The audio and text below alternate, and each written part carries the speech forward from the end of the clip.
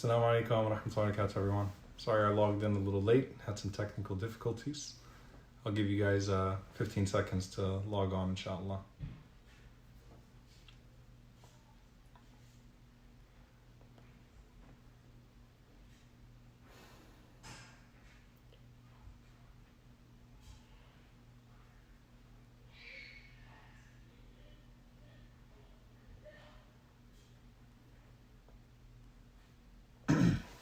All right. Assalamu alaikum wa rahmatullahi wa barakatuh. Bismillah, alhamdulillah, wa salatu wassalamu ala rasulillah wa ala alihi wa sahbihi wa man wala. So welcome back. And again, I apologize for starting a little later tonight. So the topic is connected to what we left off on a few nights ago. And inshallah ta'ala will connect to a consistent theme over the next couple of nights as well when we talk about the reflection and what our religion calls us to. And I want you to see if you can find a connection between this hadith and some of the things that we've already spoken about, especially in the discussion about plague and about how to deal with a global pandemic and some of the hardships that we're facing right now.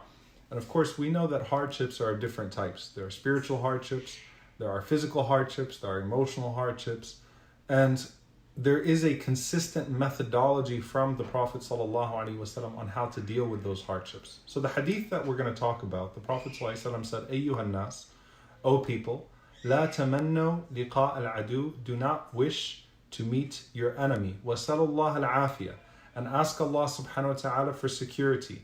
فَإِذَا لَقِيتُمُوهُمْ فَاصْبِرُوا وَاعْلَمُوا أَنَّ الْجَنَّةَ تَحْتَ ظِلَالِ السِّيُوفِ. But if you have to meet your enemy, so don't wish to meet your enemy and ask Allah for protection. But if you meet your enemy, then know that paradise is under the shade of those swords. Okay? So if you end up meeting your enemy, if you end up in the battlefield, know that paradise is going to be under the shade of those swords. So this hadith speaks about, number one, from an ideological perspective, Allah subhanahu wa ta'ala mentions in the Quran to the Prophet ﷺ, كُتِبَ عَلَيْكُمُ الْقِتَالُ وَهُوَ كُرْهٌ لَكُمْ, that fighting was prescribed upon you. At some point, fighting was allowed to the Prophet ﷺ as a rukhsa, as a permission, and it is hated to you. And what that means is that the Prophet ﷺ is not one who liked war. He did not like battle. He resisted having to take up arms against those who were aggressive towards him for over a decade, right? So this is, speaking within the same vein that you hate to fight, you hate battle, you hate war. So, لا تمنوا لقاء العدو, do not wish to meet your enemy. So no one should wish to be in the battlefield. But if you end up in that situation, again, then know that paradise is under the shade of your swords. Now under the shade of those swords.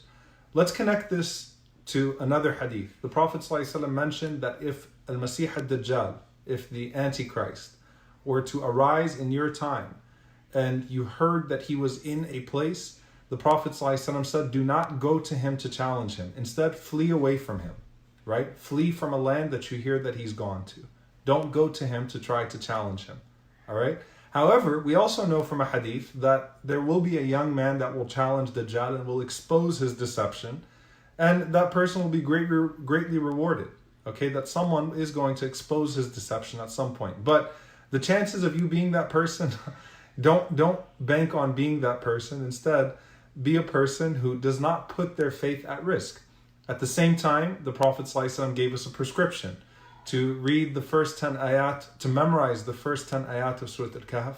And he also, in another narration, ﷺ said to memorize the last 10 ayat of Surah Al-Kahf. So there's a prescription on how to deal with Ad-Dajjal if you see him. And obviously, belief would expose the disbelief that would be written on his forehead. But don't go look for him, and you would still have the reward, inshallah ta'ala, of having been one who resisted his call. You don't have to prove your faith by going to him and letting him challenge your faith with all that he has. The same thing again is true with the battlefield, okay? Have this sense that Islam, your faith is worth more to you than your life, right? And if you were challenged and you had to be put in a situation where you had to sacrifice even your life, where you had to be killed and persecuted, your religion is that important to you, right? And so if a person was thrust in that situation, then, your faith will shine, and let your faith shine. But don't go look for that test. The same thing is true with the plague, right? And you can see the consistency. And the Prophet ﷺ said that if it arises in a land that you're in, stay in that land. If it's not in that land, if it's not in the land that you're in, don't go to the land that you've heard of that plague arising in. Don't go put your faith to the test. And the famous discussion between Umar ibn Khattab radiallahu ta'ala anhu and Abu Ubaidah al-Jarrah, where Abu Ubaidah radiallahu anhu said to him, "Atafirru min qadarillah, are you running away from the decree of Allah?" He said, "I'm fleeing from the decree of God to the decree of God," right? Because I'm taking my precautions, okay? What do we take from all of this, inshallah ta'ala, in terms of our understanding of Allah, our understanding of God, and what the consistent message is here? The consistent message here is that Allah in His mercy is not one that requires of you pain, requires of you to put yourself to the test in some effort to prove your loyalty to the worship of Him and to prove your servitude to Him subhanahu wa ta'ala. But at the same time, if Allah decides to test you, then Allah has given you the equipment, the tools, the spiritual reservoir, the mechanism to be able to overcome that test and know that there will be a great reward in that test. So you don't go thrust yourself into test as a means of trying to prove yourself to Allah subhanahu wa ta'ala. Because إِنَّمَا الْأَعْمَالُ بِالنِّيَّاتِ, actions are but by intention. So the intention that, I will be sincere to Allah no matter what happens to me, no matter what trial comes my way, whether it's in the form of a person or in the form of an illness, I will remain faithful, okay? That intention is enough to realize the reward of whatever it is that you're seeking. But if Allah sends the test to you, indeed sends to you the test that requires the action on your part, then know that the reward is going to even be greater. You'll have the reward for the intention and the reward for the action of staying firm, staying put, staying committed to Allah subhanahu wa ta'ala and faithful no matter what happens to you. Okay? So don't wish to meet your enemy, whether it's in the form of a person or in the form of a disease or in the form of a trial. Don't test Allah. Allah will test you. And when Allah tests you, know that Allah is testing you to bring about a greater reward from you. And know that when Allah spares you, Allah is sparing you, but that doesn't necessarily mean He's excluding you from the reward. And this is all part of the mercy of who He is subhanahu wa ta'ala and how we interact with Him with all of our deeds and with all of our intentions and with everything that comes our way. You don't have to thrust yourself into hardship, but react when hardship comes, connected to Allah subhanahu wa ta'ala.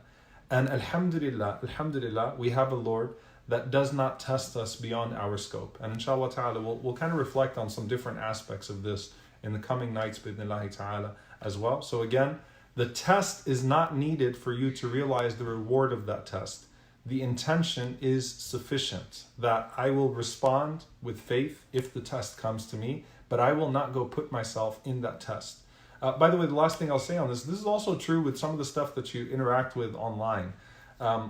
Putting layers of protection between you and things that could possibly pollute and corrupt your iman is actually a good thing. That's a means of sincerity. That's a means of proving your sincerity to Allah subhanahu wa ta'ala, right? So don't go engage things online that are going to potentially compromise your iman just in some pursuit of showing Allah subhanahu wa ta'ala something about yourself, right? Safety is part of iman. Putting barriers between you and things that could potentially harm your faith is actually part of faith itself as well. And so it goes back to that, and we ask Allah subhanahu wa ta'ala to make our intentions sincere and to not test us beyond our scope. And that if we are to be tested, that Allah subhanahu wa ta'ala gives us the proper response, that Allah inspires us with the proper response, that we may realize the maximum reward as well. Allahumma ameen. Jazakumullahu khairan. Assalamu alaikum wa rahmatullahi wa barakatuh.